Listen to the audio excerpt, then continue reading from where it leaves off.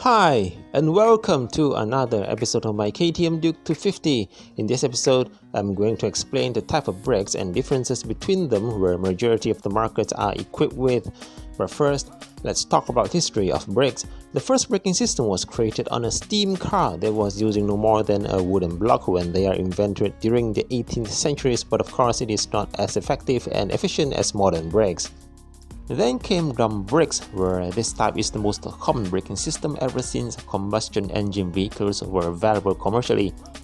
And because automotive technologies have become more and more advanced with vehicles getting faster and faster braking speed records, which leads to the invention of disc brakes to overcome the main weakness of drum brakes, which is heat dissipation. Generally, we have two types of brakes for motorcycle, which are drum and disc. The drum type is this, where I'm showing right now, consists of a rear brake arm connected to the rear brake pedal through this brake rod, and this brake arm is mounted onto this actuator shaft inside here.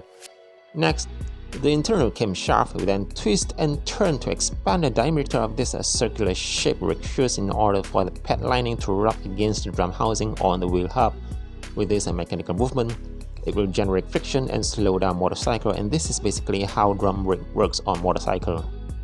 Finally, we have reached to the current braking systems shown here, which is the disc brakes. It is mostly equipped at the front or both rear as well if deemed for higher performance bikes. There are also two types of disc brake calipers. The first is this floating caliper, for example on this KTM Duke 250 here, with only the outboard side housing the piston adjoining to the wheel. It comprises of a freely moving caliper mounted by two shafts to the base hub, and hydraulic force will then be exerted from the brake pedal master pump through the brake lines into the caliper. Next, the piston inside this caliper will push the brake pad on the outboard side to the maximum, pinching against the brake rotor, and because of the caliper can freely move, then hydraulic pressure inside will slide the caliper to the opposite of the piston direction. There is another brake pad at the inboard side bridge and slides together with the caliper housing towards the piston.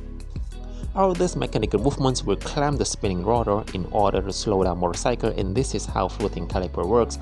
Normally, this type of caliper only houses one piston or two for some longer brake pad, as it needs more braking force to stop a fast bike. The other type is this fixed caliper, or some may call this a monoblock caliper, as it is entirely cast in one piece, and this type is commonly equipped on those higher performance bikes, but manufacturers nowadays are very keen to include them into entry-level motorcycle, for example on this KTM Duke 250. This type of caliper is fully fixed onto the wheel hub, and there is no any movement except for the piston inside and the brake pads when hydraulic force is exerted into the caliper. It houses minimum two pistons, one for each both inboard and outboard side or more, depending on the bike application. Then both sides piston will push the brake pad simultaneously to clamp the spinning rotor in order to slow down motorcycles.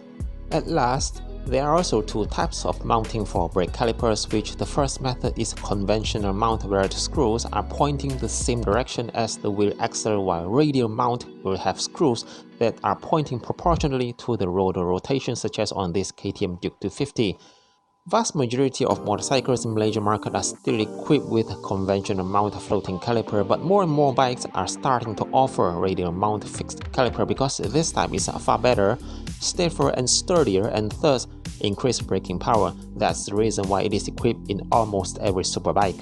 This video is the follow-up to the previous ABS braking test episode, demonstrates real-life braking comparison in 4 different situations.